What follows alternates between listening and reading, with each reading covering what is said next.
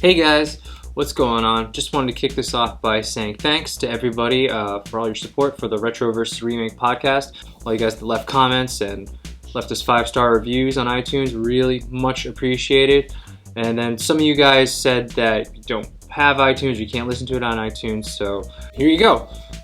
Here's just the audio from the podcast. Maybe one day when we get good at it, we'll have video, and I don't know, maybe it'll be something like Cinemask or Half in the Bag, but we're not there yet.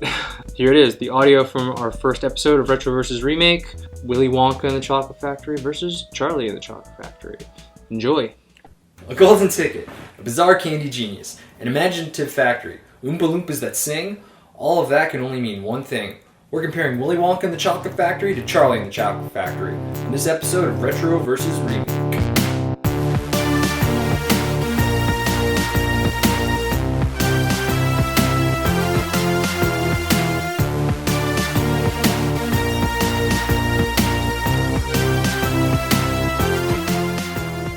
I'm Reggie Parker.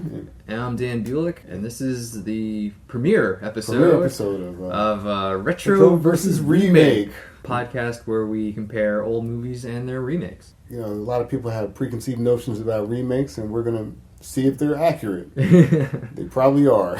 So Willy Wonka and the Chocolate Factory was released in 1971, directed by Mel Stewart.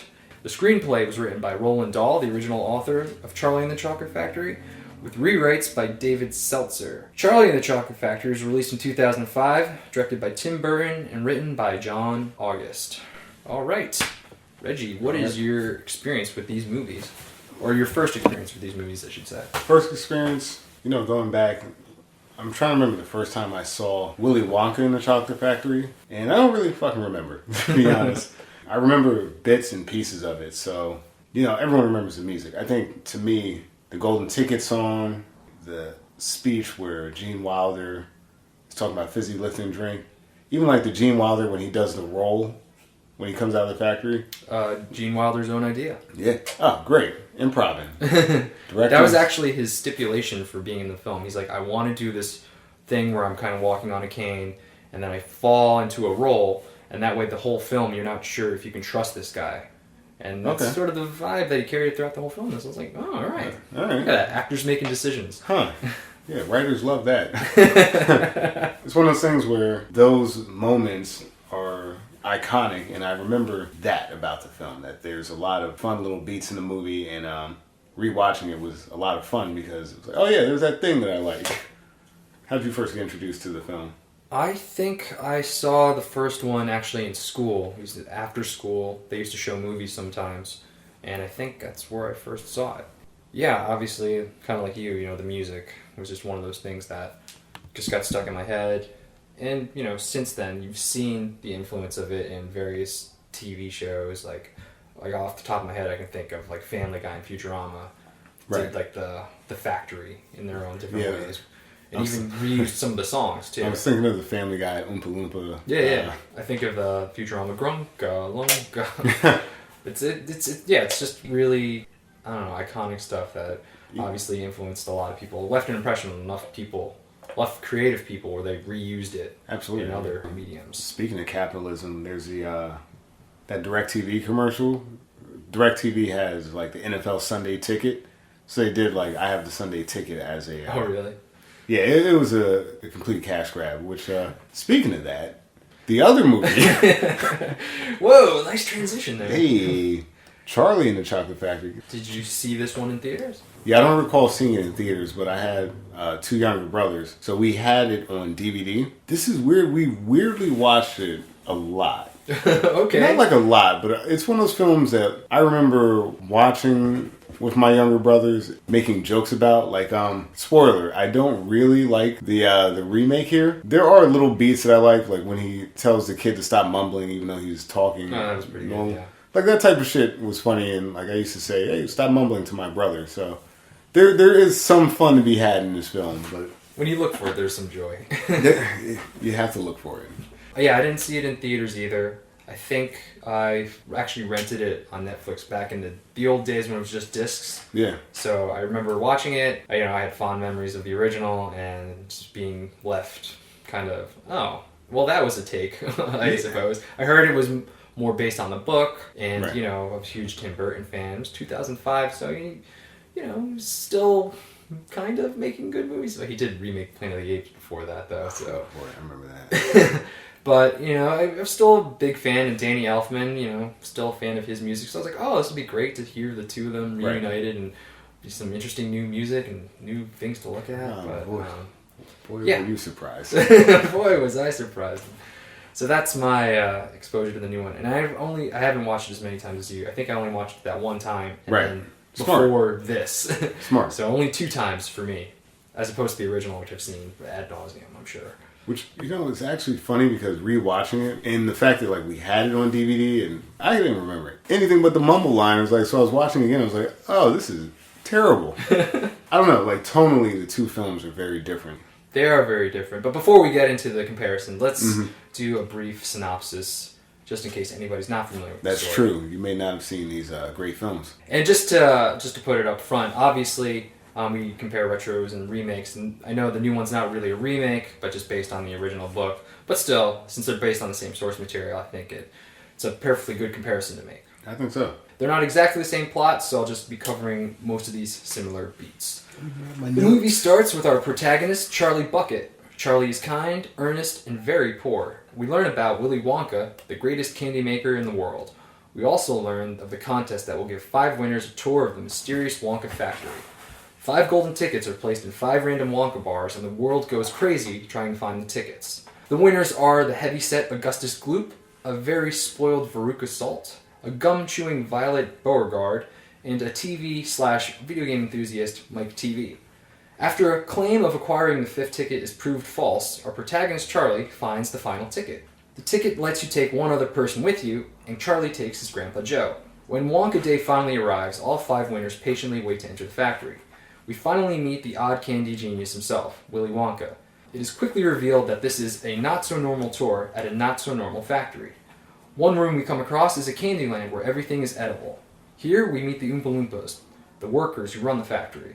We also lose our first winner, Augustus, as he falls in the chocolate river and gets sucked up in pipes. Afterwards, everyone goes on a bizarre riverboat ride. Then we arrive at the inventing room. Here we lose Violet, as she turns into a blueberry after eating experimental gum. The next person we lose is Veruca Salt, as it is determined she is a bad egg or nut. The next room is a TV room, transporting Wonka bars into televisions. Mike TV has himself transported, and we lose him as well. It should be noted that every time we lose a child, the Oompa Loompas sing a song. Charlie is the last child left, and after a bit of conflict, Charlie is given control of the factory, and he lives happily ever after. Okay, so that's our synopsis. Now let's get to some comparisons. Let's get between the lines here. Yeah. Just to start from the beginning, one of the things that you notice, if you have a pulse, there's 2 completely different tones that you're picking up from these movies. Like the original, it's bright, there's kind of like upbeat music, and actually the music at the beginning kind of alludes to some songs that you're going to hear later in the film. But like, I remember watching it and just thinking, man, it's like, this is really popping. Like, all the colors popping, and it feels, I don't know, it feels like perhaps there's going to be a film about a whimsical chocolate factory that, may really pertain to the dreams and hopes of children. And then the other film, I just see like this dystopian kind of world. Like, it's very dark. I mean, it's Tim Burton, so like, that's kind of expected. But I'm getting less chocolate factory vibes, and like, I have this note, and I'm not sure why. I'm really getting like an Apocalypse Now vibe throughout the entire film. You expected Martin Sheen's head to pop up through the chocolate in the opening credits? Yeah. Even like the heavy use of flashback. To me, Johnny Depp is my Brando in this in this particular film. Yeah, I guess we should also say that the original is like a musical. Right. While the 2005 one, the Tim Burton one, is a movie with music in it. Not necessarily a musical, because not everybody's singing, just the Oompa Loompas and that little, It's a Small World thing he has there. Which is probably the catchiest song in the new one. You get, like, in the first film, at Bill's Candy Shop, you get the Candyman Ken song. It's whimsical. I don't trust people with middle parts, but that's okay. Your classic confectionery, really candy seller, if you will. Again, beginning of the film, Willy Wonka and the Chocolate Factory, close up on chocolate, Wonka bars, like they're giving you all this information about Willy Wonka. Visually, the candy shop kind of shows you how hyped people are about this Wonka candy. It's clearly important. And in the other film, you kind of get a lazy voiceover. Yeah, and I think the original movie does, it makes the candy, makes it fun, enjoyable. That there's Mr. Wonka, he's an incredible person. The Candyman's an incredible person, and we're celebrating him. And then it's a celebration, it's a fun party. And then in the other one, it's just dark. Right. And then dreary, and then we're at a toothpaste factory, and we're having these flashbacks, and there's the narrator, which is not in the original. No narration, no flashbacks in the original. But Tim Burton uses them, and we don't need these flashbacks, I feel. The source material is not very complex. There's not a lot that we need to do to bridge out and build out this plot. I mean, you essentially need a chocolate factory, you need a chocolatier, and you need children. If you hit those notes, you can kind of figure out the rest. And the flashbacks, you start getting into numerous people's backstories that never really come back into play. That are never touched on again. The first one I think we get is just about Charlie's dad, who's not a character, who's dead in the original. And he's here in this new one, and we get flashbacks of him working at this toothpaste factory, and we learn that he's fired.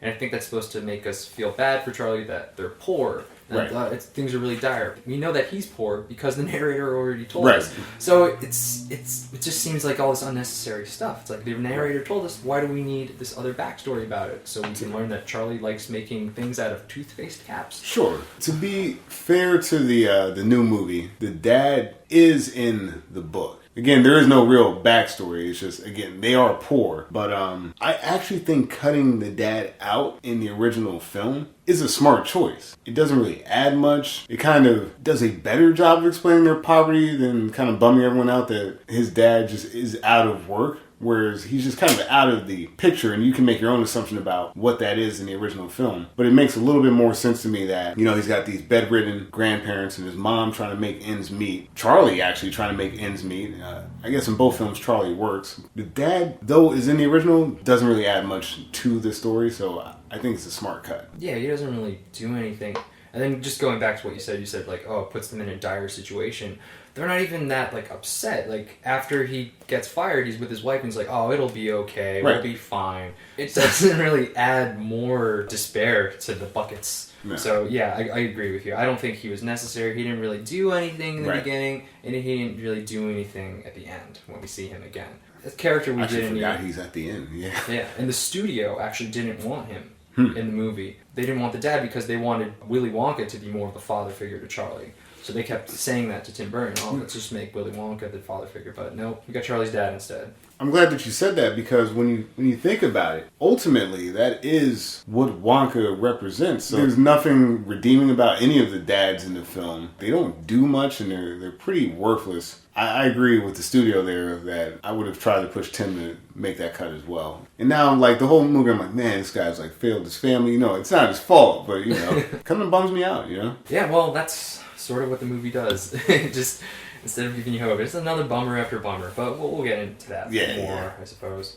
Going over these flashbacks again, and then we see another flashback of Wonka building a chocolate palace in India. Again, to be fair to the new movie, there is a reference to a chocolate palace. I guess they wanted to include that. But again, another smart cut. It does nothing for the film, and honestly, kind of gets into racist territory, and you really don't want that for children's movies. It's a cool idea, a chocolate palace. I mean, I think children would love that they've lived in a house made of chocolate. But it just kind of melts, and then and it doesn't add anything to the story. It doesn't affect Willy Wonka's decision, because you hear it melted, and then he was just asked to make another one, but he couldn't at that point because too many people had been spying on him. If part of the story was he built this chocolate palace, and because it melted, it affected his creativity or something, if it had done something to affect him, but there was no consequence of building the palace and having it melt.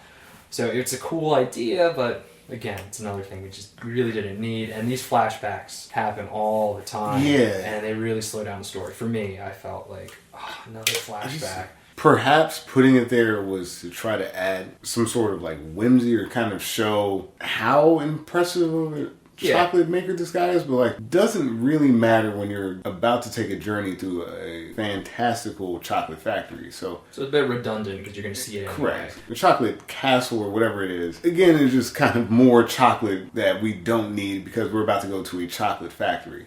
So actually, now I'm thinking about it, it might even take away from actually going to the factory. Well, because, I just saw a palace built of chocolate. Mm-hmm. So a room where everything is edible isn't as impressive because I already That's know fair. he can do that. That's fair. In the original, you're not giving any idea of what he can do. So when you see a whole room of everything is edible, that's like, wow. But yeah, I think it could take away from the magic of a factory. That's a good point. There's more mystery about this guy in the first film.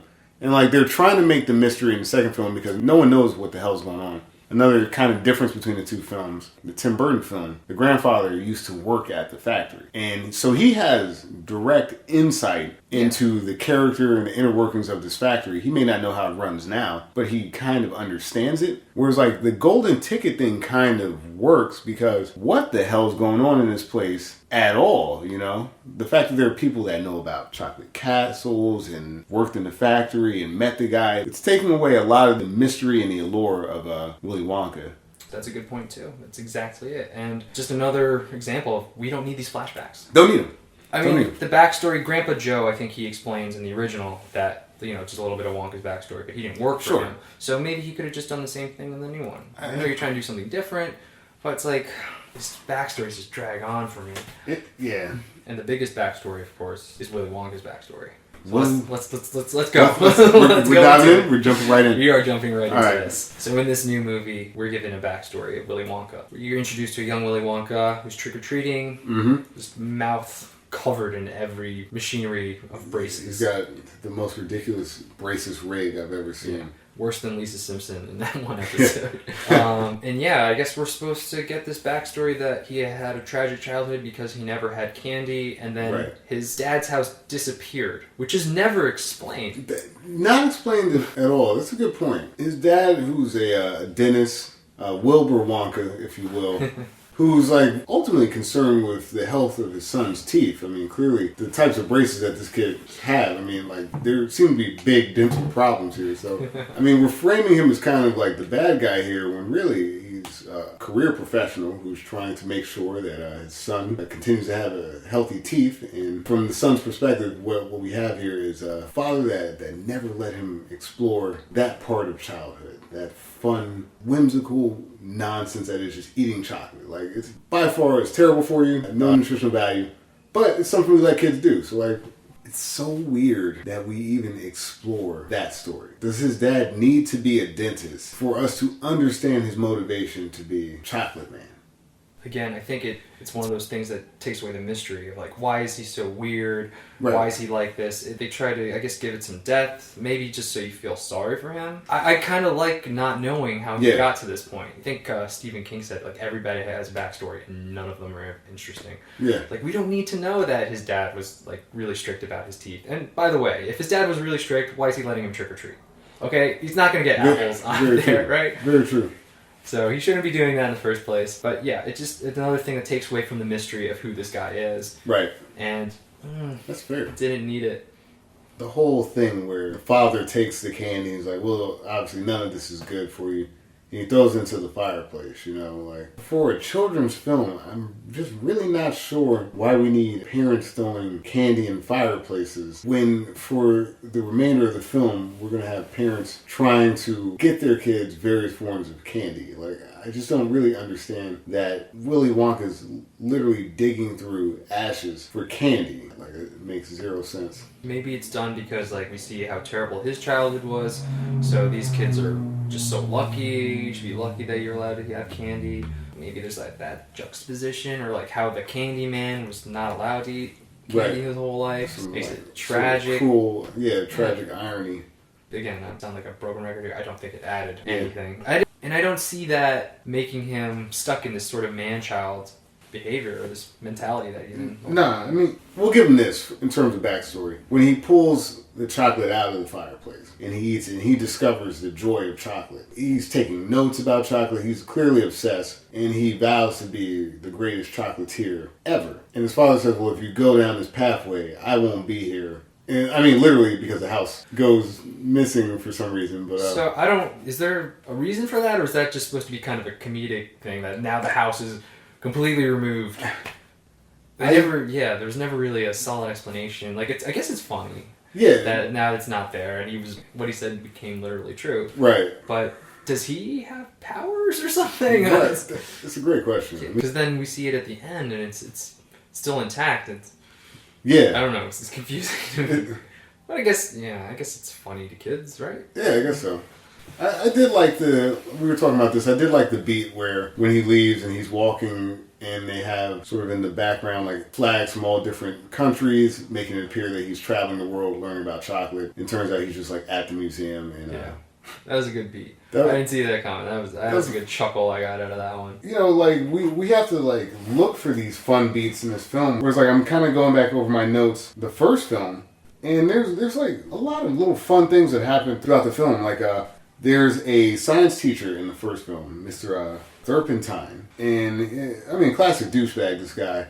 A know-it-all. He's lording over the kids that he knows more than them, which, I mean, by definition, a teacher would. And he's really supposed to impart knowledge. But like, there's a funny beat where they find out about the golden tickets. And he's like, oh, fuck, golden tickets, like, class dismissed. Yeah. And there was, like, a beat where, basically, he puts class back in the session. And then they find out that like tickets are available, so he re-dismisses class, and like little stuff like that is fun. The character, like you were saying, he doesn't actually know how to like divide fractions and stuff like that. Yeah, well, like when he asked Charlie, how many bars did you get? 2. So 2,000 or 200 of 10,000. It's like no, just 2. 2. I can't get a percent from 2. It's a little bit like the teacher really doesn't know what he's talking about. Right. Which I think kids would definitely enjoy because I'm sure a lot of them think their teachers don't know what they're talking about all the time. It's fun stuff, you know. Well, I think the fun of the frenzy in the first one. I really enjoyed that. Yes. It was really good. They really make it seem like this is a worldwide phenomenon. These people across the globe are trying to get these tickets. There's just chaos for these tickets, and it comes across in the film. Yeah. I mean, there's the funny ones that I like. Was the one with the woman, her husband got kidnapped. Oh, yeah. She has to decide whether she wants to give up the box of chocolate or her husband. And she's like, how much time do I have to think about this? Like, that's a hilarious beat. I remember even laughing at that as a kid. Like, knowing, like, oh, that's serious. Like, because it was such a serious tone. But then you come with this funny beat. It's so funny. And then there's the auction where, like, the queen is the one of the people. Yeah. My liege, your highness. It's good. And a lot of that fun I just feel a lot of that fun's missing from the new one. I guess absurdism, it's like the absurdity in that film serves a purpose in terms of bringing levity to the film. And I mean, like, the film itself is just, it's a light film. You feel like you could, like, watch that with a small child and, not have to try to explain. Yeah. Some jokes might go over their head. Sure. But then there's plenty of jokes that they'll get. Right. Definitely. And, like, even if they don't get it, it's a whimsical film. Yeah. So. And then you feel whimsical as you're watching it the entire time. And you don't have to get it because, the characters, you just feel like, oh, this is fun. Everybody's just having fun. It's silly. And I'm enjoying this. And there's candy, too. So it's win-win if you're watching it as a kid. Absolutely. For some reason I have here marketing ploy. And, perhaps this golden ticket thing was a marketing ploy, but I'm not sure. I don't think the movie's trying to explore this, but it seems like a capitalist plot to sell candy bars.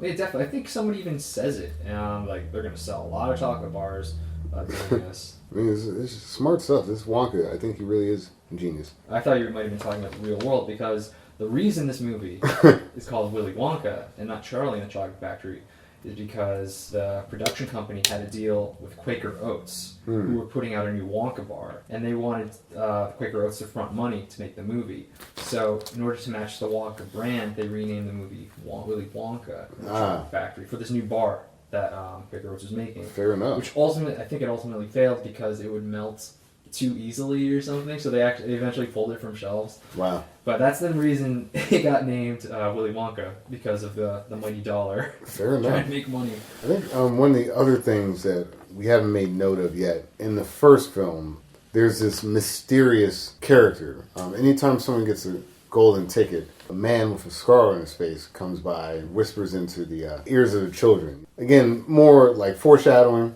We didn't really get into this, but like Wonka's factory was shut down for 3 years and then just kind of started producing things again.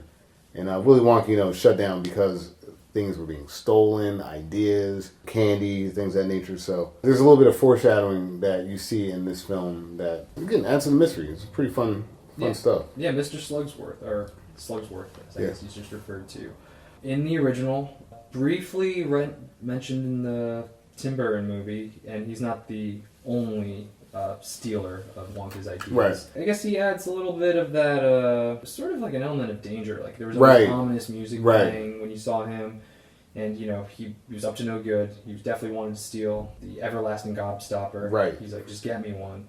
I liked him. I know he wasn't originally in the book, or he didn't have such a big part, and he definitely didn't have a part at all, like in the remake.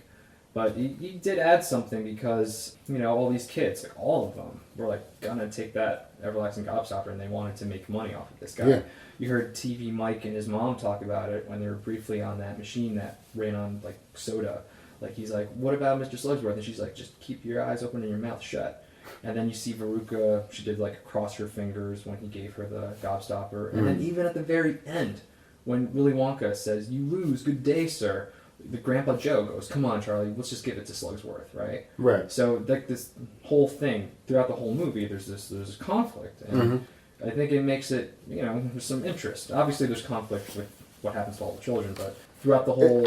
There's stakes. Again, it makes sense. Wonka shut down. 3 years later, he's back. He's got this new candy. I got to figure out what it is. Here's Willy Wonka doing this 5 golden ticket ploy. I'm going to go directly to the source. I'm going to try to get the people that are going to go visit this candy factory because that is the prize for the golden tickets. I'm going to try to get them to steal this gobstopper for me. And Slugsworth is there immediately when these kids each find a ticket. And obviously we find out he works for Wonka. I think I read somewhere they originally wanted the tickets to be planted for these 5 specific kids. But they didn't end up doing that in the final cut. But in the new film, there's an allusion to the different songs that the Oompa Loompas sing and how they seem to have been pre-written or like predetermined. Kind of adds to that idea of like a predetermined outcome for this contest. All right, so the music, the original music was done by Brickman and Newberg, musical writing team, and the new music was done by Danny Elfman. How did you like that music? Which one do you like better?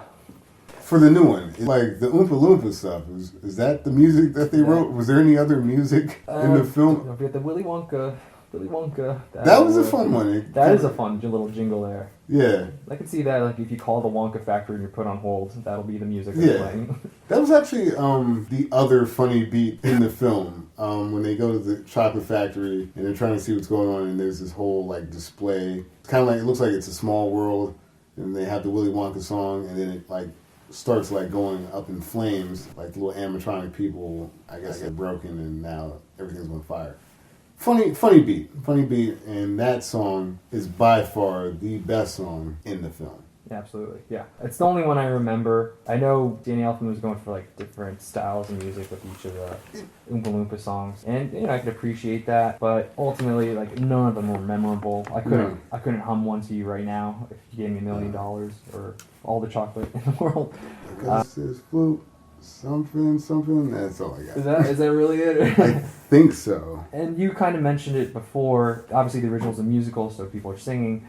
And not only do you hear that music when they sing, but you hear instrumental versions of it throughout the film. Right. So it just keeps getting more and more ingrained into your head. You just get stuck, and you can't get it out because it's catchy to begin with, and then you keep hearing it throughout the film. It's not like forced down your throat, but it's in the background. And then, and then when you hear it again, it's like, oh yeah, that's from when I heard it earlier in the movie. There are multiple iconic songs from the first film. Pure Imagination to me is a great song. The Golden Ticket, another good song, is like we said, is referenced in a lot of different things. These songs are memorable. They actually help drive the plot, which I think is what's sort of missed in the new film. Because they do music when the kids do whatever bad thing they do and they're turned into blueberries or sucked up pipes. They're a little bit bigger in this new one. It shows what's going on. It doesn't move anything. Whereas the other film, like the Golden Ticket song, you now understand how Charlie feels about getting the Golden Ticket. There's elation. He's running down the streets. It all plays in really well. Pure Imagination, I get it. You got a magic chocolate factory, dude, and that's just, like, anything can happen in this chocolate factory. I'm not getting that from the new film. Yeah, that's a good point. I agree with you that the music in the original definitely helps drive the point a lot more, or it goes deeper than, I guess, words would in that same amount of time. It really captures the emotion or the moment really well at the time, and then you take them for that ride and you go with it because they are such catchy songs. They're really good. And the new one, while it's it's a lot of flash and pizzazz, but there's not a lot of substance in the new songs.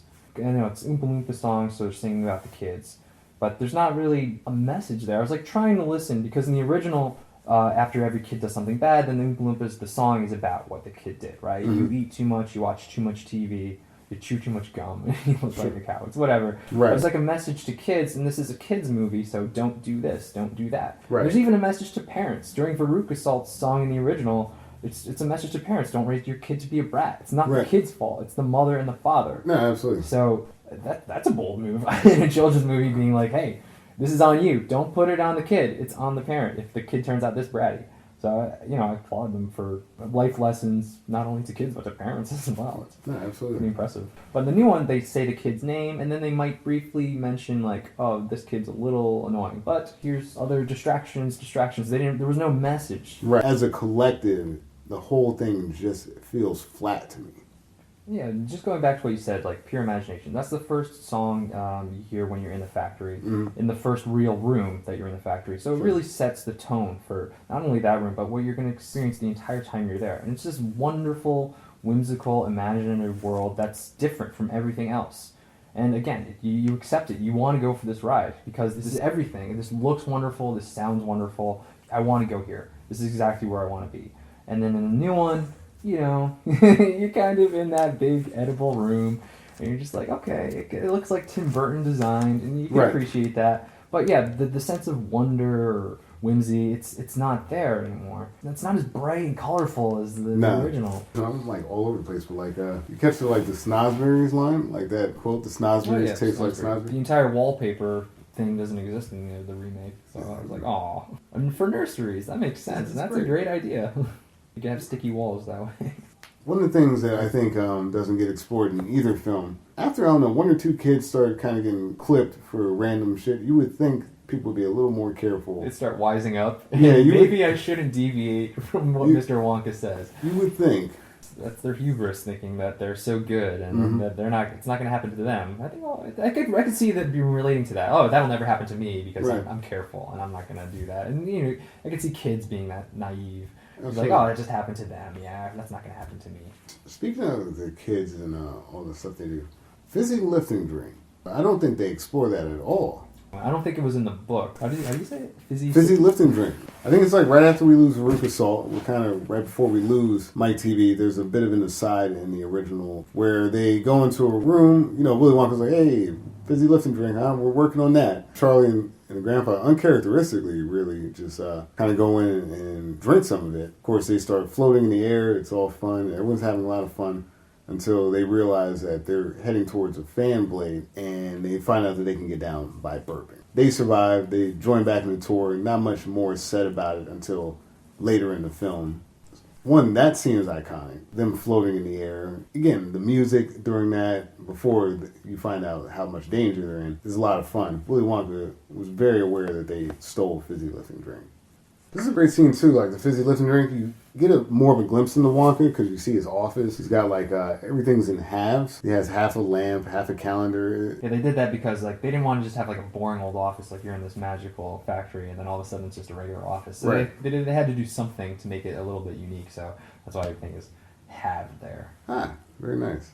It's all there, black and white, clear as crystal. You stole fizzy lifting drinks. You bumped into the ceiling, which now has to be washed and sterilized, so you get nothing. I said good day. Great scene. Great scene. Actually, the child actor there had no idea that Gene Wilder was going to start yelling. They didn't want him to know, so that his reaction would be really genuine. Oh, wow. And Gene Wilder felt really bad because he sort of developed this relationship with the boy where they were really friendly, and he really wanted to tell him that he was going to start yelling there so he wouldn't get scared, but the director had the final say, so he didn't know until the actual shoot. Oh, damn. Yeah. No, I mean, it's a great scene, and everything leading up to it is great. If we just backtrack a little bit, so obviously the fizzy lifting drink? Fizzy lifting drink is not in the Charlie and the Chocolate Factory because it's not in the book. But I think it's a good scene because, Right. like you said, Charlie's not that great. He does something bad. Right. You know, and so I think it adds a little bit of depth to his character that he's a good kid, but, you know, it wasn't his idea to drink the fizzy lifting drink. It was Grandpa Right. Joe's. So I'm going to follow an adult. If he says it's okay, then I'll do it. Right. So it's not totally on Charlie. It's more on Grandpa Joe. Sure. But still, That's it a gives good them a take little on bit of an edge there. Right. They're not perfect. And that was one of my problems with the new one. Like, Charlie is so perfect in Charlie and the Chocolate Factory. Doesn't do anything wrong. Nothing wrong. He's such a pure boy. He wants to, at one point, sell the tickets so they can get Right. money for Right. food. And it's like, no, go to the Chocolate Factory, Definitely go to the you Chocolate stupid Factory. boy. Anyway, so yeah, it gives Charlie and Grandpa an edge. Like you said, they're not perfect. All the kids did something bad. Yeah. But then Charlie has to redeem himself. So that it gives his character more of an arc. There's no character arc for the Charlie and the Chocolate Factory. There's nothing he has to overcome. He just Right. stays the same the whole time. I think in the new film, the scene where he's trying to sell the ticket, that scene is pretty strong in that film, where Charlie's debating about selling the ticket, and not Grandpa Joe, but the other grandfather basically says that, you know, they're printing money every day. There's only 5 of these tickets in the world. Why would you trade something so rare for something as common as money? And I think it's a powerful scene that is probably overlooked because the film has a lot of struggles. But I think that was actually one of the better scenes in that movie. What his grandpa says I like. I don't... Yeah. I guess for me it's hard to buy that he would even think of selling it. He was a kid that made Willy Wonka's Chocolate Factory out of toothpaste caps. Right. He has pictures that he drew in his bed. I Yeah, can't believe that he would actually think of selling the ticket for money. For me, I didn't buy it, but I did like the lesson that his grandfather Sure. told. Like, you know, money is not everything, you know. Yeah, so I do like the fizzy lifting drink because it does give Charlie an arc, and he has to, instead of giving, you know, Slugsworth the gobstopper for money, he decides, no, this man's cruel, I don't even want anything. I don't want to make money off this man. So I'm just going to return it, and then everything goes happy. That's apparently an ending that Roald Dahl didn't like. He didn't like that they changed the ending, and I guess Charlie and the Chocolate Factory stuck with it more, that just bring the whole family in. I'm not exactly sure what his gripe with the ending was, but he really hated it. In the book, you just kind of end up at Charlie's house. There is that family element that I also think was another nice beat in the new film, where they start doing the family dinner together. Like, Willy Wonka now has a family. That's all well and good, but then they still kind of cut out that dad guy that they introduced. Yeah, that's one of my gripes with the Burton version. It's like, if everything was resolved between him and Willy Wonka and his dad, he should have been there. Yeah, I think he should have been there because that would have made everything, it would have made more sense for him to be there. I think we all would have had closure and wouldn't have had lingering questions about, okay, I get that, you know, they kind of resolved their years-long issue with each other, but then he's effectively replaced his former family with this new family that he basically acquired through his own contest. And it doesn't make sense because of how close those scenes are together as well. Like, we just resolved the dad thing, and in the next scene, I guess I got a family now. And then, like, roll credits, and it's just like... So what was the point of seeing your dad if he's not there? Right. Why introduce him? Why resolve it? Why? This may sound crazy. Was the purpose of that only to explain why he had those purple gloves? Oh, you know, like, think about that. Like, Are those the same gloves his dad used? Well, his dad was a dentist, so he had gloves on all the time. They have the scene where the two hug. They're awkward as they go to hug, and their gloves squeak, and then it kind of points to, hey, both of them are wearing these gloves. Maybe. And perhaps Wonka's been wearing these in memory of his father. Like, he never actually forgot about his father. But then that message doesn't get driven home when he actually forgets about his father in the very next scene. They make some strange leaps that don't go anywhere. That scene between him and his father resolving everything, it just kind of cuts. He recognizes Willy, it's his teeth that he's operating on, and then, hey, reunited, and then automatically just right away to the next scene with Charlie and his family. And there should have been something more there, and I feel like maybe there should have been a little more emotion with the reunion of father and son, if that's what they're going for when they showed us all those flashbacks. Yeah, I mean, throughout the entire film, they keep peppering in this, like, these beats, these jokes about Willy Wonka. He's unable to say the word parents. He gets physically, like, sick when he thinks about families, which is weird that he would invite a bunch of families to a chocolate factory, but okay. Again, like, where the Apocalypse Now reference came in, like, he's having legit PTSD anytime someone mentions anything remotely close to parenting or parents. And then at the end, when he finally resolves that, and your big takeaway from the movie is family, his character is not here again, and I'm not sure why. Yeah, I'll agree with you. I do like in the Charlie and the Chocolate Factory how he was forced to choose between his family and the chocolate, and he did choose his family. I thought that was a nice little beat. It was. But again, it's like, where's Willie's dad? Right. There are strong moments, there are good lessons throughout the film, but it really gets bogged down in all of the nonsense that goes nowhere. Why does he go to Oompa Loompa Land? Like, what purpose does it actually serve? There's another flashback that was just unnecessary. I just don't understand why he has to put on a safari hat and go seek out this indigenous tribe when really you get the same effect in the first film. It's like, these are mysterious people. And then, your imagination, and that's a big part of the first film, imagination. So your imagination just runs wild with when he describes all these different animals that you've never heard of. Right. I mean, shit, we're talking about the animals. Wang doodles and, Wang doodles, hornswogglers, snozwangers, rotten, vermicious canids. Nice. Your imagination is just like, what is that? I can't even imagine it. And then you see one in the Charlie and the Chocolate Factory, and it's just like a giant bug. Wow, that's okay. Right. It's probably better that I didn't see that. Mike's dad's not buying it because he's a high school history teacher, I think. He's not buying the whole Loompa Land thing, and that makes sense. In the original film, you've got these small orange guys with green hair from Loompa Land. Clearly no one knows what that is. There's mystery there, and by taking him to the place and then seeing it and having like a context for it, again, addition is creating subtraction in the film. Where, like the original film, taking certain things away, taking away the dad is a good idea. And then making certain additions, like the fizzy lifting drink, that's a great addition there because it drives the story that you're telling. Whereas, like here, going to Loompa Land doesn't do anything for you. I'm not sure why we need to see where they're from. And I also think not seeing Loompa Land also is like, is he being genuine? Is he really telling me this? Or is it's playing into Gene Wilder what do you want to do? Can you trust this guy? Sure. Is he lying? Is he telling the truth? You don't know. And he's playing with that the whole movie. But here in the remake, you just see, oh yeah, it's a real place. He's not messing with you. Right. It's just the world is bizarre and there's no mystery. Yeah. I like the mystery that the original movie kind of had there. The new movie hits some moments that are, I guess by today's standards, definitely come across as like insensitive, culturally for sure. Like the way they portray, like the Middle East when they're trying to get the tickets, the way that they portray Loompa Land, he's wearing basically like an imperialist outfit. He goes and he's exploiting these people for cheap labor. Cheap labor. I mean, essentially he's not paying them. I think he's paying them in chocolate. Yeah, beans, chocolate bean. Not even the chocolate. Here's the bean. You make the chocolate. You have to make the chocolate. He's exploiting these people's religion because they worship the cocoa bean. I mean, he's got 10,000-gallon chocolate river. What is chocolate to him? You start asking questions that you really shouldn't be asking about because the film decides to take you to places that it really probably shouldn't. Agreed. Yeah. You want to talk about the actors?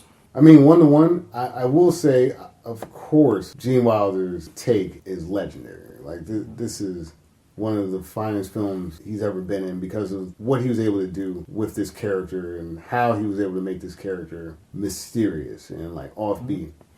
I will say as well, Johnny Depp, pretty good take on the character as well. Completely different in tone, but also the awkward and the weirdness that he portrays. I think it works. Really, it's not his fault that the tone of the film, for me, doesn't make sense for a children's film. He nails the character he's supposed to nail. So they're both good. Obviously, Gene Wilder with the edge. We have two different portrayals too, because we have Gene Wilder. He's like kind of being this sort of jaded, and you're not sure, like that whole thing he's playing with. Can you trust this guy? Can you not trust him? He's playing that the whole time. Then Johnny Depp's playing this man-child who's very awkward socially. He has cue cards. He doesn't know how to speak to people. That's pretty funny. That was funny. I like those TVs. They brought them back. I wish they used them more. Yeah. Actually. Yeah, and he's just really awkward about everybody. And I think they both play their characters well. They portray what they're trying to do, right? Sure. And they definitely do it well. I'm with you. I like Wilder's portrayal more. You know, because you can't trust. You're not sure if you can trust him, but there's some genuine moments where he's like excited and he's, I don't know, like Johnny Depp's character. He wasn't even interested in the children. They're like, don't you even want to know our names? He didn't even care. But Gene Wilder was like so happy to meet all those kids. Right. When he met them all, there was some genuine excitement mixed in with this jadedness, these flat little deliveries that were just like every time one of the kids misbehaved, he was just like, no, stop, don't do that. Right. Which is hilarious, which gets more funny the older I get. And Depp's not as cynical. He's actually warning the kids sometimes. Right. Like, don't do that. Don't put the gum in your mouth. but he's still really awkward. He's so awkward, I guess it just makes me feel a little bit awkward. I'm not entirely comfortable for this ride. I mean, I understand what he did, though. I finally understood it at the end that he has this man-child mentality. It's that with that man-child mentality that he's able to be imaginative, just think outside the box, to have a child's imagination. And it makes sense that he would want a child as his heir because children, that's how they think. So when I saw him and Charlie at the end of the movie just like talking about ideas they had, it's like, oh yeah, of course, that's why he's a man-child, because he's creative and he's being creative with other children. So I understood what they did. Not my favorite, though. I definitely like Gene Wilder's sarcastic, jaded, his presentation, everything he did. It was so exciting to watch Gene Wilder after not seeing this movie for so many years. Gene Wilder making the choice to do the role at the beginning of the film, like the way he introduces himself, there's this fun element to him, but then there's also like the mystery. So he's basically showing you from the beginning, nothing is what it seems. I have secrets, I have mystery. I won't tell them all in backstories, flashbacks. You won't need a narrator or flashbacks.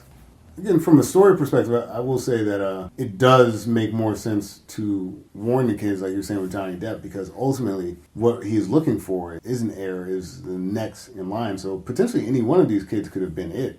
Whereas like in Willy Wonka and the Chocolate Factory, the original, that movie actually feels like the more predetermined, even though they reference predetermined in the new film, but like that one, he seems to have made up his mind about these kids and who's a good kid and who's not. I think he says at the end, like, I knew you could do it, Charlie, right? Yeah. When at the very end. Yeah. So yeah, it almost does seem like more predetermined. Yeah. Than the original. They don't directly reference it. You can kind of try to make that determination yourself. And what about, how did you feel about the kids? Let's compare the child actors. I'll say this. The original Charlie, I think, is the stronger Charlie, by far. I agree there, definitely. He's more expressive of an actor. He really shows what I think this experience is. This is a once-in-a-lifetime journey, and this is your chance to change your entire life. And I think throughout the film, he portrays that pretty well. I will say, though, that the new film, I think the kids in the new film get a little bit more chance to shine, like all the other kids, that is, get more of a chance to shine and actually enhance the characters that they are. Like, you get a better take on Violet Beauregard. You get a better take on Mike TV. They're a little bit more fleshed out. Those actors did really well in the new film. Yeah, I agree with you. Going back to Charlie, he just showed a lot more emotion in the original than this new kid. Yeah, I don't know. The new kid, kind of just the same flat beat the whole time. Just like, he's a really good kid, I get that. But he wasn't really interesting. He did really stood out. Like, I just think of that one scene where Charlie, in the original, finds out that the last tickets, somebody got it. And then you just see him crying, and you feel so bad for this kid. And then in the new one, that scene is so quick, the new kid can't even have an emotion when he finds out that the last ticket's been found. And then he just goes and buys a candy bar anyway. I wasn't rooting for him as much as I was rooting for the original. That's fair. And yeah, I agree that the kids, I guess they get a little more of this backstory in the new version as well.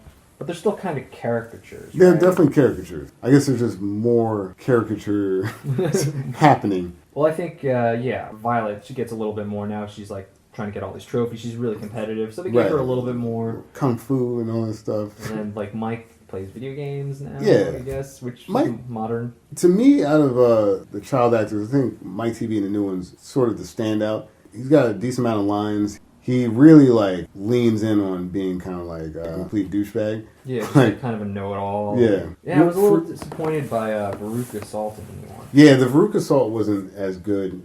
Yeah, she was definitely more, like, bratty and, just, Daddy, I want it now in the original. And then just, while she looked, I was like, wow, that girl really looks like the original actress. I always thought Veruca was kind of the leader kid, I guess, when I was younger watching the originals.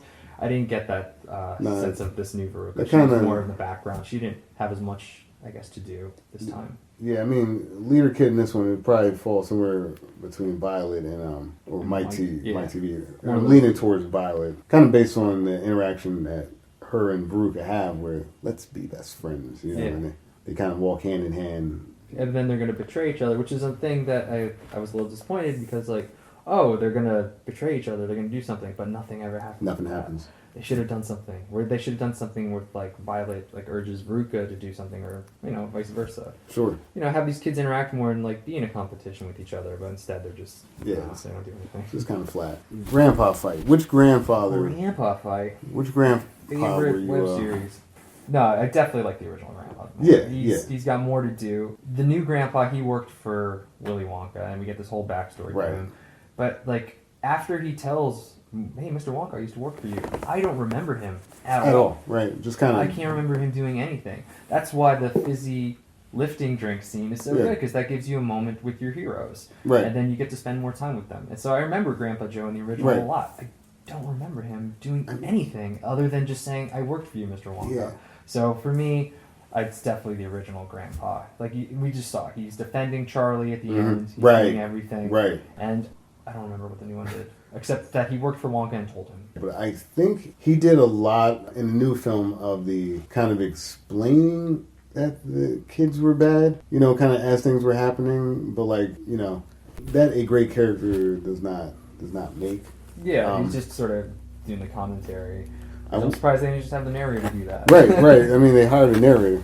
I also think that the original Grandpa does a much better job of looking like he had been bedridden for 20 years when he gets out of bed. Like, there's more of a build-up to him getting up. Whereas, like, in the Tim Burton film, it's like, golden ticket, yep, I'm dancing, let's do this. And it's like, it seemed like the actors got a lot more of a chance to shine in the first film.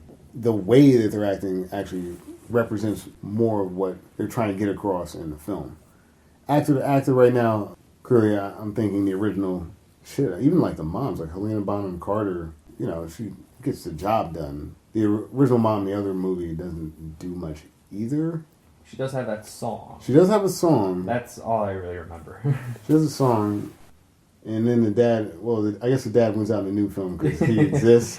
But he doesn't do anything, so maybe... so he loses. Because actually, we spent a decent amount of time talking about how we wish he wasn't there. So from that perspective, the original still wins. What about the parents, the other parents of the kids? I think the parents are a little bit more fleshed out in the new film. Yeah, I was going to say that too. Especially like Violet's mom. Yeah. It was actually Violet's dad, and it was Mike TV's mom. But then in the new film, we get Violet's mom and Mike TV's dad. Right. A little change up there. It doesn't really do much to change any of the story or anything, but it was an interesting take. I think of all the kids, I think Violet gets the biggest upgrade. That's the whole competitive thing, and then her mom kind of egging her on the whole time. I think she's the most interesting in the new film. I think of like all the films, probably she's like the most interesting. Like other than Charlie, sure, she's the most interesting one. There's also a little allusion to the fact that like she's kind of like flirting with Willy Wonka. Oh, romance. Exactly. I saw that. That was like, oh. I don't know if it's because they're competitive. If that was like her attempt to. No, maybe just to help her daughter win. Yeah. Give more favor to Violet. Her mom's be kind of hitting on me, so this is the girl I'm gonna pick. I could see the motivation there. Why she would hit on him if she's not really interested. Right. Or she's really interested, which that could be the case too, but that's not really defined. Yeah. It seems more in her MO to do it for her daughter, to help her win. That was sort of my take on what I thought was going on there. I did like this in the new movie, at the end, that you actually see the kids after everything's happened. I thought that was a cool little thing, that they're all like, some of them were like malformed. Right. It was like especially Mike TV and Violet. They were just like completely changed from the experience. I like that we see it, but I do have a little nitpicking I have with it. It's in the original, you don't see them. You just hear Willy go, they're okay, but hopefully a little wiser. Hopefully they learn their lessons from being bad. It doesn't look like in the new movie that they learned their lessons. I don't think so. It seems like Violet loves that she's now flexible, and then she can do all these other things. And Augustus just loves the chocolate, and Veruca Salt still is like, I want that, Daddy. She's still bratty. So the lesson wasn't learned. It's cool we see them, but they still didn't learn their lessons. That is more in line with the original source material. You do actually confirm safety from the kids. They're okay. They're not. Yeah. A little beat up, but everybody's okay at the end. That's a good observation. You're right. Like no one really seems to have changed their behavior at all, which is insane considering what they what they went through. Yeah. Gone through. Okay. What about the Oompa Loompas? Deep Boy. Yeah, Deep Boy. Here's what's kind of fucked up about it. As goofy as like the CGI, he's all the Oompa Loompas thing is. The fact that he had the only real music in the film, and it helped break up the monotony of the movie. Mm-hmm. I'm glad Deep was there, but in terms of design and like, wasn't feeling it. He didn't really give me that magical. You know, he's not orange. There's no green hair. You know, he's short, but like it's not like he's just like a really small person. Right. He's not like your skin color is a color I've never seen before. Right. Your hair is a different color. Like he's not like really outside the realm of possibility. You know. Yeah. Other than that, he is all of them. Deep. I think he does a lot of heavy lifting in the movie. Like, thank goodness for some of these breaks. Yeah, it needed some levity, some just fun. It needed fun, right? And you know, his scenes, as much as I don't really like the music, at least they're fun to look at. Right. They get a little crazy. Like I remember, me and my fiance we were downstairs watching it, and when they do like the kind of like glam rock, we're just sitting there like, what in the hell is this? Like, it was kind of hard to watch as well. Again, he did a fine job and actually helps the movie a lot. Still, no comparison. The original Oompa Loompas, again, there's legit mystery there. Why are these guys orange? Why is their hair green? I actually don't really want to know, but I'm glad that like I don't know. I agree with you. The mystery definitely makes them the more interesting Oompa Loompa. Mm-hmm. There's just, I don't know. Yeah, exactly. I want to know, but I don't want to know. But you're definitely something different and magical that I've never seen before. And then Deep Roy, while he's this really tiny person, but that's all he kind of looks like. You're a tiny person. I know your backstory. The mystery's gone. The wonder is not there. Yeah, I got to give it to the original Oompa Loompas as well. Yeah, I almost feel bad saying it, but like because I think Deep did a good job. You know. Oh yeah, I think he did a good job too. Especially like you said, he used every Oompa Loompa, and he had a funny beat like when he's Willy Wonka's psychiatrist at the end. I thought that was pretty funny. That was funny. But you know, it's and when he's like kicking the shit out of Mike TV. Yeah. Like, geez, man, like that guy's legit beating up a small child right now. But okay, it's an anger issue, those Oompa Loompas. Yeah, but you know, it actually because of how human Deep is, it's actually harder to stomach the fact that he's in Oompa Loompa. You know, it seems like a person to me. I get that. Maybe if they made his skin like blue or something. Yeah, I think that would have helped. You have a guy who's going to be working for cocoa beans. When they're like orange and green, as goofy as it sounds, like it's a little bit easier to stomach. Like, all right, these random people working in this factory. Especially because you don't know their backstory, you don't know their motivation for being there. Right. Loompa Land is terrible. They're here now. Can I believe this man? I don't know what's happening. I'm just gonna go with it. Right. The other one, you're giving this full explanation, and you're just like, I guess it's an explanation, but yeah, just the less is more. Less is more. That, to me, is probably the biggest takeaway from these two films. Remakes are always trying to sandwich in references to the other film and, you know, try to do callbacks for the fans. I feel like this movie doesn't give a fuck if you ever watch Willy Wonka and the Chocolate Factory.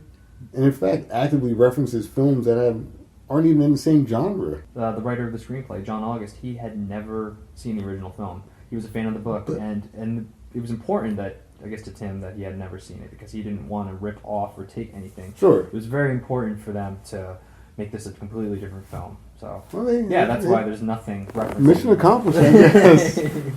None of the joy. Yeah. It's just weird that there's more 2001: A Space Odyssey references in the film than there are Willy Wonka and the Chocolate Factory references in the film. I get it though. You don't want to hit the same beats because it's inevitable to do a comparison, and if you start doing the same things, then you're going to be like, "Well, I've done better here. I've done better." If you do start doing something a little bit different, maybe there won't be as many comparisons. Yeah. But they didn't expect a podcast like this to exist. Yeah, that's hard hitting, timely, timely. Yeah. 13 years later. And I guess I should have put it on Front Street, but obviously I have more bias towards the original because I had grown up with it. Sure. And like I said, I've seen it in other forms of media. It's ingrained in my brain, and I'm instantly going to judge this new movie. I can't separate, the new from the old. So I know it's going to sound a little bit harsh. Maybe we should say some nice things about the new movie. Nice things about the new movie. Johnny Depp nails it. He gets the tone of this particular film. Johnny Depp gets it right. He has a lot of the humor. carries a lot of. Oh yeah, absolutely. Like you were saying, the cue cards, getting sick when he's thinking about his parents, squeaky gloves are a source of humor. That, and visually, the CGI of course doesn't hold up, but there are some visuals that are still really good. I think when they first go into the glass elevator and you see like the whipped cream and different things like that. Chocolate Mountain. I think that stuff's great. Tim does a very good job of doing world building. I just think it's probably the wrong world to build, given what the movie's supposed to be about. I like the look of like the Tim Burton art thing. I do like that. Like I said, I liked it when they first went in the chocolate room, and then there was like a panned out shot, and it kind of reminded me of like A Nightmare Before Christmas. Sure. That was a really cool look. And obviously they got more money and they got more effects. Sure. So it's gonna be pleasing. And I like how the beginning it's very Tim Burton too. Like everything's monochrome, everything looks the same. Reminded me of like Edward Scissorhands, how like every house looked the same. Or like even going back, like the toothpaste factory, as much as I hate that scene. But I don't know, just making everything look very plain, like all the same. It's just like in Edward Scissorhands. And then when we actually get to Willy Wonka's factory, like everything's really gray and dull. And then as soon as like we get to the factory, like it's bright and colorful. And I thought that was really nice. Yeah, so I definitely like a lot of looks and designs.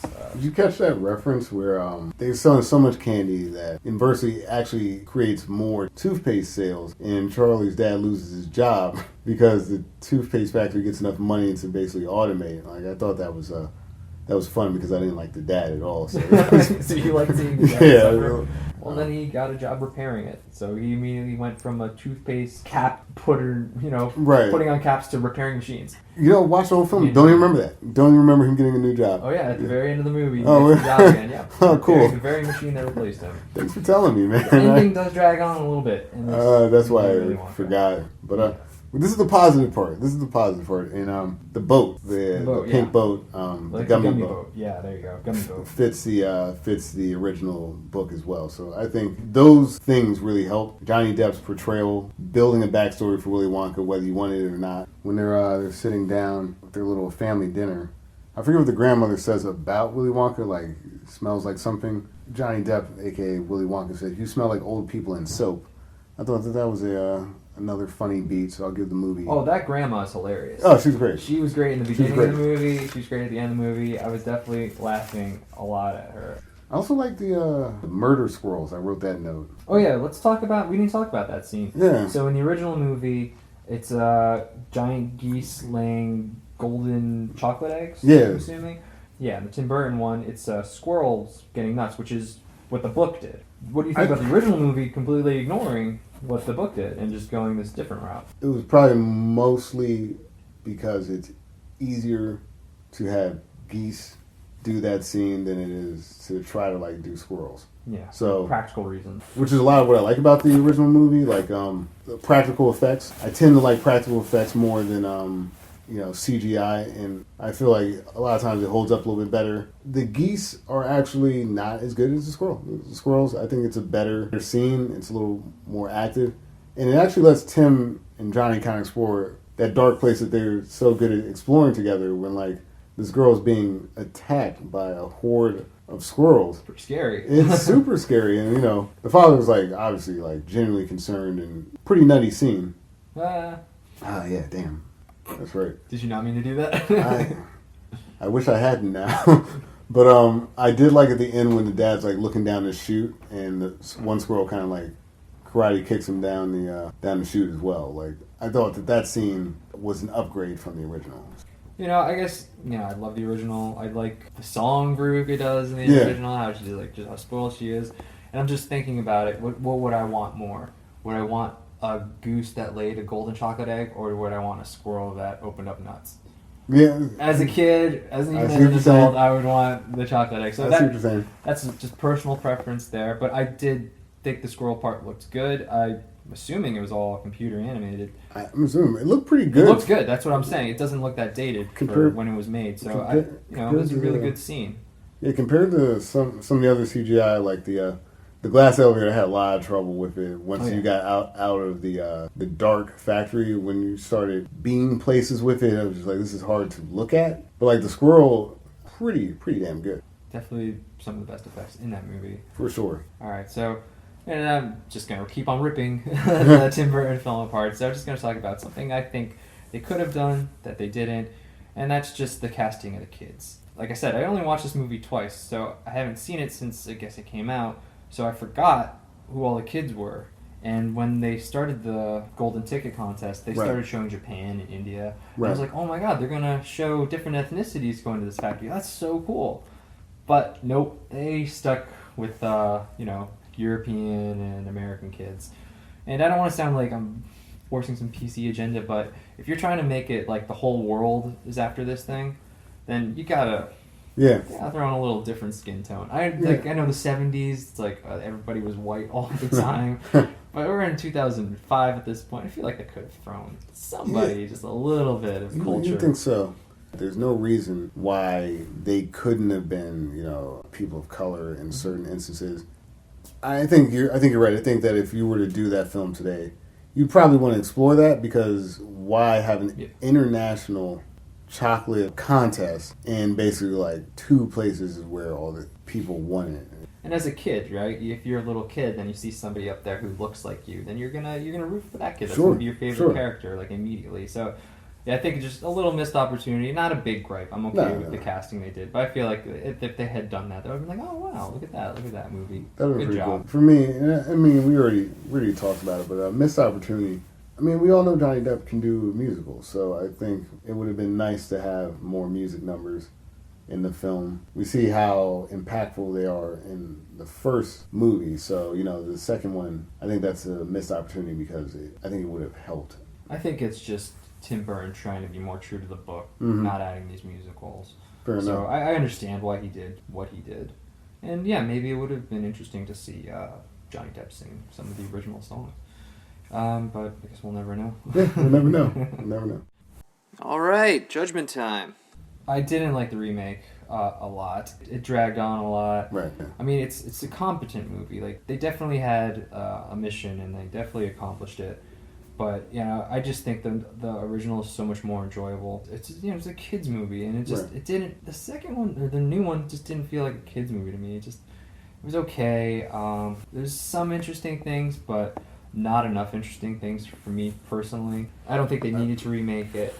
I know it's more based on the book, but I feel like the first movie said enough. I don't feel like anything was particularly added that, obviously the effects, but, secondary to story, obviously. Yeah, I think the first one said everything that needed to be said. So I don't think they needed to make this movie. Didn't need to be made. I'm a little bit more okay with the film. So I'll say, just to see Johnny Depp's take on this and what weirdness he brought to the character, I think it was worth watching it to see that. Other than that, this movie does a lot of like cardinal sins that films do. Voiceover, bad flashbacks. These are what we call tropes. And if you have a movie full of tropes, it's probably not a good movie. But maybe watch some clips of Johnny Depp doing weird stuff and save yourself 2 hours. That too, the runtime. Yeah, it was longer. It felt, you could feel it. It definitely felt longer. I kept checking like how much longer is this movie. Yeah. And if you're going to show it to kids, I think it's too long for them. You're not going to keep their attention as long. It's not interesting enough. I believe the official runtime is 1 hour and 55 minutes. And when you're talking about kids films, when you're talking about supposedly comedies, you're in bad territory once you get over 1 hour 30. I don't know, you want some random facts about either film? Random facts. Johnny Depp was the only actor Burton considered for the role, although, guess who his second choice was? Oh boy, guess. It's 2005? Yeah. I wish I had a real guess, but I'm just going to say Nathan Fillion, because I don't have a real one. The Rock. The Rock? Yeah! Holy shit, that would have been lit. Wow. Yeah, in case Depp was unavailable. I thought that was interesting. That would have been... Because he's not even he wasn't that big in 2005. No, he was not that big. Not at all. So that would have been a really interesting choice. I would love to see, especially now. Oh, yeah. Like now, The Rock's take on Willy Wonka, it'd be so much fun. Yeah, sold. So much fun. Dude, that guy can do anything. He can even remake Jumanji. There you go. Oh, there's another one we could do. Yeah, shit. One of these days. So I told you that Roald Dahl,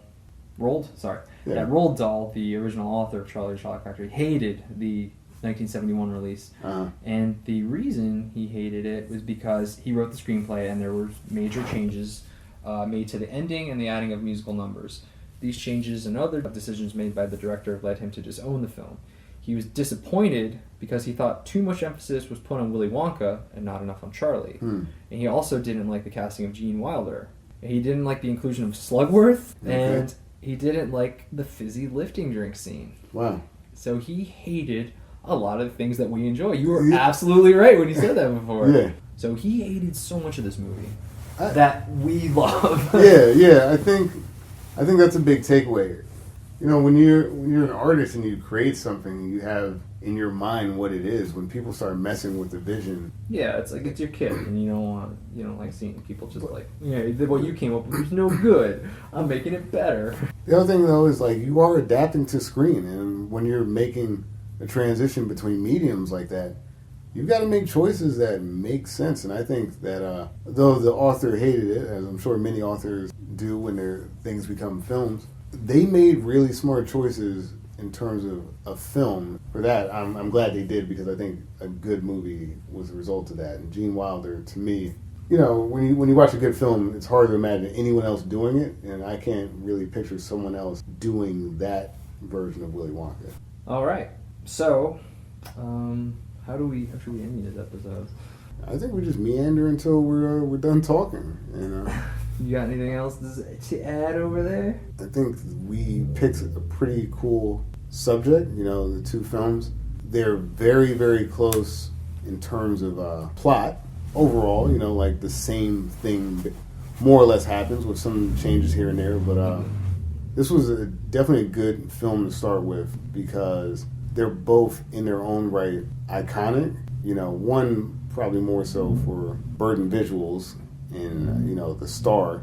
The other one for just being like a really good movie, and Gene Wilder just like really just nailing it. I think we're going to discover this with a lot of original, that we see the influence of the original, not just in that movie, but like throughout in other different movies and TV shows. Sure. So the original benefits from that because we keep seeing it. So it must be good because other people are borrowing from it. Once the young generation that saw Charlie and the Chocolate Factory, once they're old enough to start creating things, will they start doing the same thing and use stuff from that movie and put it in like their TV shows and their movies? That'll be an interesting thing to see. It's interesting. I don't know if that's going to necessarily influence the way people make films. Well, you might just see like homages to it in future movies once the kids from the 2005 film are grown up. That'll be something interesting to keep an eye on if it's iconic enough. I know the movie was successful enough in the box office. So a lot of people watched it. Maybe kids who watched it enough times as I've watched the original, decide like, I want to use that in my film. So just something for all these remakes to be interesting to see if kids are influenced by it.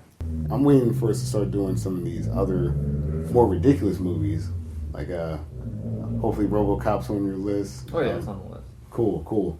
I can't wait till we get to Scarface. Scarface. Now that's where the remake is going to be better than that's where the magic is. Yes, sir. But more or less, this is a new podcast. We're going to be going over films every other week for the foreseeable future, and hopefully you guys are enjoying it. Well, I'm Reggie Parker at RP Comedy, and I'm Dan Bulick. So if you have any suggestions, I guess to contact you, right? Yeah, I guess if there's any suggestions about how to run this ship a little bit better, you can hit me up on social media at RP Comedy on Twitter and Instagram. I also have an email, regpcomedy@gmail.com. That's regpcomedy@gmail.com. So, yeah, man, any movies you want us to talk about, any suggestions of format or anything like that, or if you just want to say, good job, guys, a couple of attaboys. Or if there's something we missed, definitely let us know. I feel like we're going to miss a lot. Oh, yeah. We're going to try to... Try to do that in the future. Hey, well, if you do give us anything we miss, I'm sure at the top of future episodes we can shout you out and let you know what you saw that we missed. So, good. That's episode number 1 in the can. There you go. Well, I'm Reggie. And I'm Dan. And this was Retro versus Remake.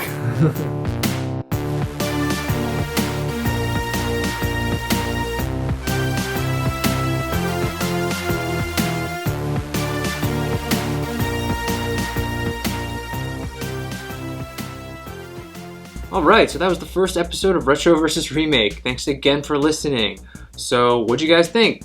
Let us know below. I mean, did you agree with us? Did you disagree with us? Did we miss anything? Definitely let us know below. And I also just wanted to let you guys know that the next episode we're going to do is a Karate Kid. That episode should be out by July 17th, so if you enjoyed this episode, definitely give that one a listen, okay? Alright, well, thanks for listening. Have a good one. Take it easy.